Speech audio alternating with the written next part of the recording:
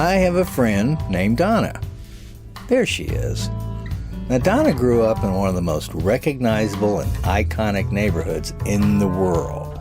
That's right, Donna grew up in Hollywood, California, and her family home was right below the Hollywood sign. Donna was the envy of every kid in America, and she didn't even know it. Hollywood was a place to be when she was growing up. Her dad built their home in 1948, and after her parents passed away, the house went to her older brother, then her older sister, and now it's hers. For over 70 years, this property has been owned by only one family, which is kind of unusual these days. And it's the third house down from the Hollywood sign. Situated on Mount Lee in the Santa Monica Mountains, this enormous sign, I think it's 4 stories tall, has long been a must-see for tourists when visiting the Los Angeles area. Unfortunately, for some of the residents who live there now, like Donna, it has become a nightmare. But we'll talk about that in a minute. As most of you know, the sign, which originally said Hollywoodland, was built in 1923 to advertise a new housing development. Hollywood and the sign quickly became associated with the film industry when in 1932, an aspiring British actress named Peg Entwistle climbed some 50 feet to the top of the letter H and jumped to her death. Now, at almost 100 years old, and with thousands and thousands of tourists flocking to it for a closer look, it has become a logistical and privacy nightmare for the residents in the Beechwood Canyon area. Tourists are everywhere. It's like being invaded by cockroaches. Even though the sign has been shortened over the years to just Hollywood, and it was replaced once when it was falling down in the late 70s, tourists still flock to Mount Lee to see it. These tourists invade the neighborhood daily, and apparently not much can be done about it. In California, it's all about public access. I get about 1,000 people a week right behind my back bedroom window, and they're all peering in the windows because they think if you live up here, you're in the TV or movie industry and they might know who you are. It's pretty difficult because they come up to my house on all 4 sides. They actually climb up the slope right by my house, trying to cut through to the trail, and they're on my property, fall down, break their neck, break their ankle, whatever. So I've got signs all over it, and it looks ridiculous. This was Donna's house back when she was growing up. Yep, it was even in the postcards back then. This is Donna's house today. Yes, people trespass, leave their trash, make all kinds of noise at all hours of the day, and can be rude as hell. I know, but who said I was going in? Oh, okay. That's what it's called, mind your own business. There are some who even decide to leave their mark permanently, like on one of Donna's trees. They just mark it all up. The other day I came down here and somebody was just tearing bark off one of my trees. Are you kidding? They looked at me like I was interrupting them. I was just looking at them. It's kind of rude. Yeah, I know. For me, it's the traffic. That's the worst part. Cars, tour buses, motorcycles, hikers, bikers, they invade at all hours. Like I said, this area was developed in the 1920s, and the roads that lead up to the sign were not built for this type of traffic. It's become a logjam. I know. The cars behind my house, it's a very narrow street. It's an extension of Mulholland Highway.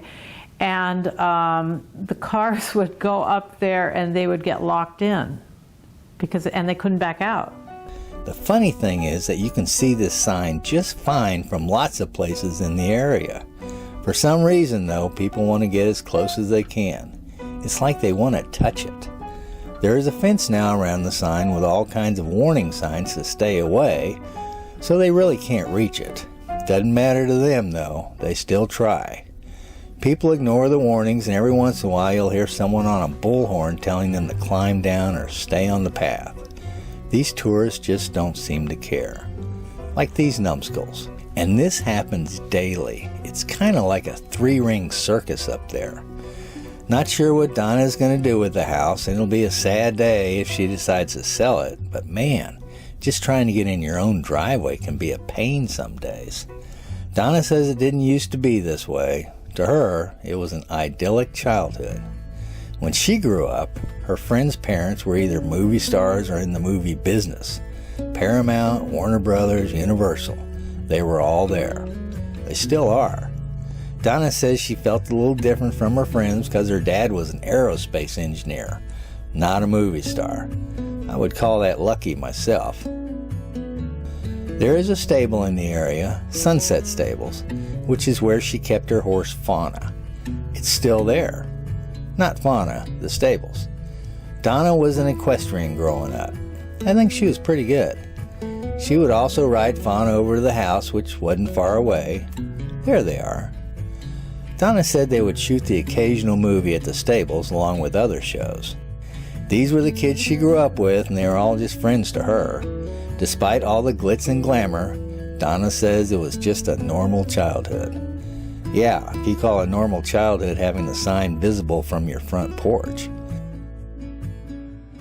Her family loved it there, and she has nothing but fond memories. Donna was a little different from her older brother and sister, though. She was into horses, like I said, and is a self-professed tomboy.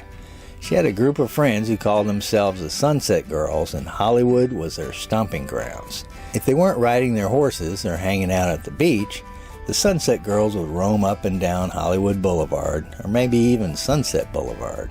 It was right there at the bottom of their hill. Like I said, it was the place to be. While Donna's older brother and sister lived most of their life around Hollywood, she went off on her own when she got old enough. After kicking around livestock for a few years in her cowboy days, she decided maybe it was time to go to college and make something of herself. She got her law degree, and after a successful career, Donna retired.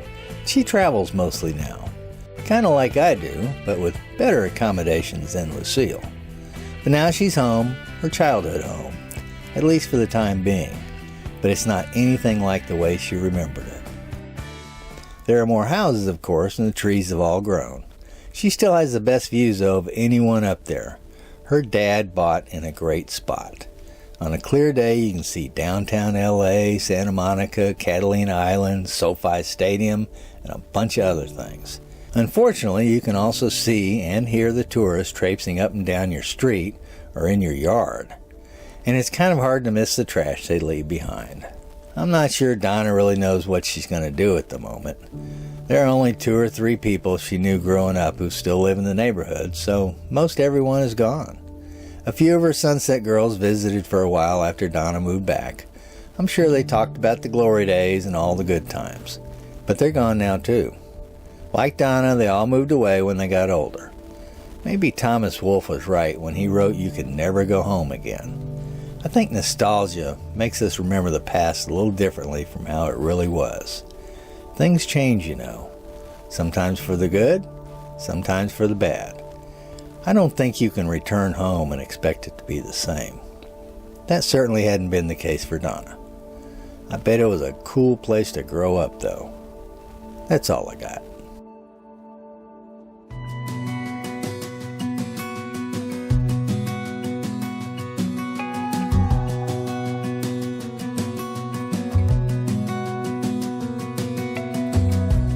As a young girl, the fields were mine. We played hide and seek for hours, raised our shadows among the pines. So offshore, playful and free, without a care in the world. I was one rich little girl, daydreamer, kidnap me, take me back, all the way back to them days. Running around in a gown and a crown, barefoot. Joe here. Where's the Hollywood sign? Yeah. Right, turn. Where are we? Can you see it? No, we got it up further. There we There we go. The Hollywood sign. There, Thanks. now click. No, that's a video. Oh, it's a video. All right, yeah, no, Oh. wait. Where are you going?